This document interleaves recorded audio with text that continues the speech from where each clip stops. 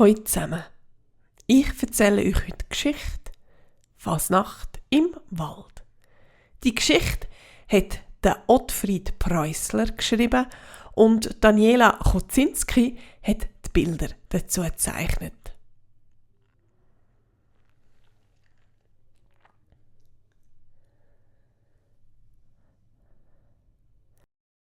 Fasnacht Hat an dem Abend der Rab Abraxas gemeint, wo sie daheim in der warmen Stube gehöckelt sind und gewartet haben, bis die Bratöpfeli gar gsi sind. Fasnacht ist eine lustige Sache. Nur schade, dass es bei uns im Wald keine Fasnacht gibt. Fasnacht? Im Wald? Hat die kleine Hex gefragt und von ihrer Lismete aufgeschaut. Warum soll es bei uns im Wald keine Fasnacht geben? Da hat der Rab gesagt, Das weiss ich nicht. Aber es ist einfach so und es lässt sich nicht ändern. die kleine Hex hat in sich hineingelacht. Bei dem Wort vom Rab ist ihr ein lustiger Gedanke gekommen. Sie hat aber vorerst nichts gesagt, ist aufgestanden, zum Ofen gegangen und hat Bratöpfeli rausgeholt. Wo sie die Äpfel gegessen hatten, hat sie gesagt, «Übrigens, lieber Abraxas, ich muss dich um einen Gefallen bitten. Flieg doch morgen früh durch den Wald und sag den Tieren, wo dir begegnet, dass sie am Nachmittag all zum Hexenhaus kommen sollen.» Das kann ich schon machen. Hat Abraxas gesagt. Nur werden die auch wissen, warum du sie einladest. Was soll ich dir sagen? «Sag ihnen», hat die kleine Hex gemeint, «dass ich sie an die Fasnacht einlade.» «Ja», hat die kleine Hex wiederholt, «ich lade sie an die Fasnacht ein. An die Fasnacht im Wald.» Auf das aber hat der Rab Abraxas die kleine Hex mit 1000 Fragen gelöchert. Was sie davor hege, hat er wissen und ob es denn auch Verkleidungen geben würde. «Wart mal ab», hat die kleine Hex gesagt. «Wenn ich dir heute schon alles verraten würde, dann hättest du morgen nur den halben Spass dran.» Und dabei ist es geblieben.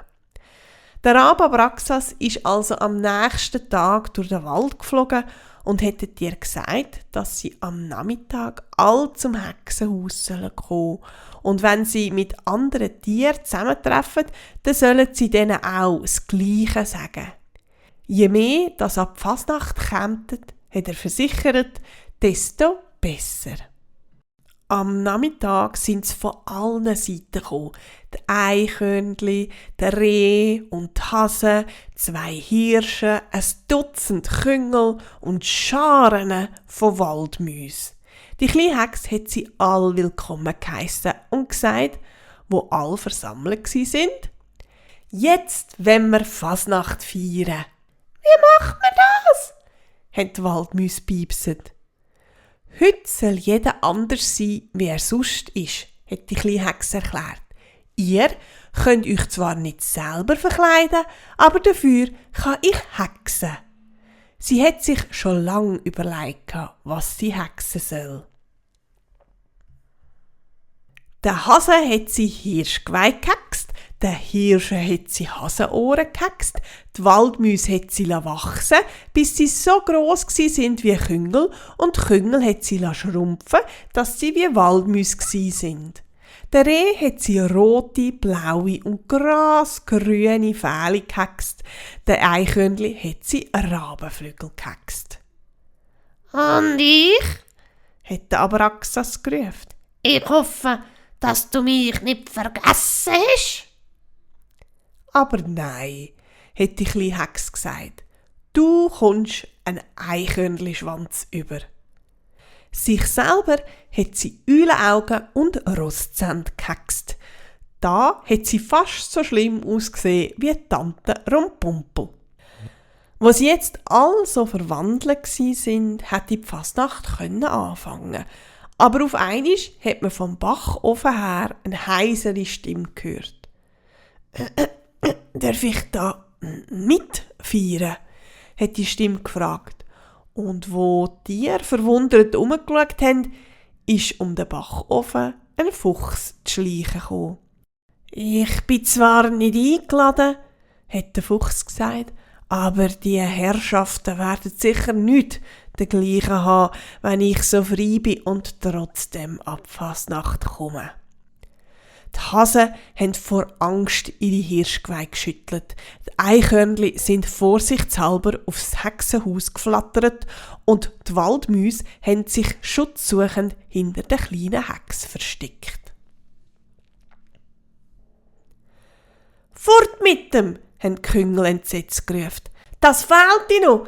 Wir sind nie nicht sicher von dem Halunk. Und jetzt, wo wir so klein sind wie die Waldmäuse, ist es erst recht gefährlich!» Der Fuchs hat beleidigt da. «Bin ich den Herrschaften etwa nicht recht?» Schwanzwedelnd hat er die kleine Hex gefragt. «Lass mich doch mitmachen. Wenn du versprichst, dass du niemandem etwas zuleid werchst, das versprich ich», hat er scheinheilig gesagt.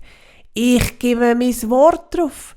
Wenn ich's brechen sollte, will ich's Leben lang nur noch Gummeli und Rüebli fressen.» «Das wär nicht einfach für dich», hat die kleine Hex gesagt. «Wir wollen's erst gar nicht so weit kommen.» Und weil die kleine Hex den schönen Wort misstraut hat, hat sie kurz entschlossen am Fuchs einen Entenschnabel gehext. Jetzt haben die anderen Tiere beruhigt können sein, weil es wäre ihm beim besten Willen nicht möglich gewesen, sie aufzufressen. Sogar die zusammengeschrumpften Küngel haben keine Angst mehr müssen haben. Die Fasnacht im Wald hat bis spät in den Abend hineingedauert.